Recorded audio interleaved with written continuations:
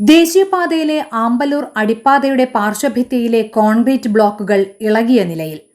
തൃശൂർ ഭാഗത്തേക്കുള്ള പാതയിൽ ആമ്പല്ലൂർ ബസ് കാത്തിരിപ്പ് കേന്ദ്രത്തിന് മുൻപിലുള്ള പാർശ്വഭിത്തിയുടെ അടിഭാഗത്തുള്ള കോൺക്രീറ്റ് ബ്ലോക്കാണ് പുറത്തേക്ക് തള്ളി നിൽക്കുന്നത്. മഴ ശക്തമായതോടെ വെള്ളം ബ്ലോക്കുകൾക്കുള്ളിലൂടെയാണ് ഒഴുകുന്നത്. പാലത്തിൽ ഭാരമേറിയ വാഹനങ്ങൾ കടന്നു പോകുമ്പോൾ ഇളക്കമുള്ള അടിഭാഗം ഇടിയുമെന്ന ആശങ്കയിലാണ് നാട്ടുകാർ. പ്രശ്നത്തിൽ പ്രദേശവാസികൾ പലതവണ ദേശീയപാത പ്രൊജക്ട് ഡയറക്ടർക്ക് പരാതി നൽകിയിട്ടും വിഷയത്തിൽ ഇടപെട്ടിട്ടില്ലെന്ന ആരോപണമുണ്ട്.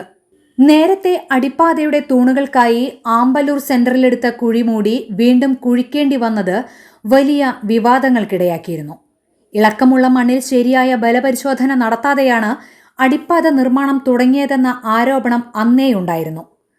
തുടർച്ചയായുണ്ടായ അപകടങ്ങളെ തുടർന്ന് ദേശീയപാത അതോറിറ്റി ബ്ലാക്ക് സ്പോട്ടായി പ്രഖ്യാപിച്ച 11 ഉൾപ്പെട്ട ആമ്പല്ലൂരിലെ അടിപ്പാത പണി പൂർത്തിയാവുകയും അനൌദ്യോഗികമായി വാഹന ഗതാഗതത്തിന് തുറന്നു കൊടുത്തതുമാണ്. തമിഴ്നാട് നമക്കൽ നെല്ലിപ്പാളയം ആസ്ഥാനമായി പ്രവർത്തിക്കുന്ന PST എഞ്ചിനീയറിംഗ് ആൻഡ് കൺസ്ട്രക്ഷൻസ് എന്ന കമ്പനിക്കായിരുന്നു നിർമ്മാണ ചുമതല. എന്നാൽ നിശ്ചിത സമയത്ത് അടിപ്പാത പണി പൂർത്തിയാക്കാൻ കഴിയാതിരുന്നതോടെ ഈ കമ്പനിയെ ദേശീയപാത അതോറിറ്റി തുടർന്നുള്ള കരാറുകളിൽ ഉൾപ്പെടുത്തിയിരുന്നില്ല. ഇതിനുശേഷം ആരംഭിച്ച പുതുക്കാട്, മരത്താക്കര, നടത്തറ മേൽപ്പാലങ്ങളുടെ നിർമ്മാണ കരാർ നൽകിയിരിക്കുന്നത് ഹരിയാന ആസ്ഥാനമായുള്ള ധരിവാൾ ബിൽഡ് ടെക് ലിമിറ്റഡിനാണ്. ആലപ്പുഴയിലും കണ്ണൂരും കോഴിക്കോടും മേൽപ്പാലങ്ങൾ നിർമ്മാണത്തിനിടെ തകർന്ന സംഭവങ്ങൾ ഉണ്ടായത് പ്രദേശവാസികളെയും വാഹനയാത്രികരെയും ആശങ്കയിലാക്കുന്നുണ്ട്.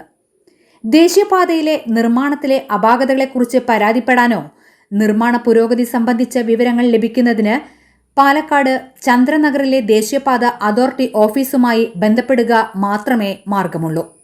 എന്നാൽ അധികൃതരെ നേരിട്ട് ബന്ധപ്പെടാൻ സാധിക്കുന്നില്ലെന്ന ആരോപണവും ഉയരുന്നുണ്ട്.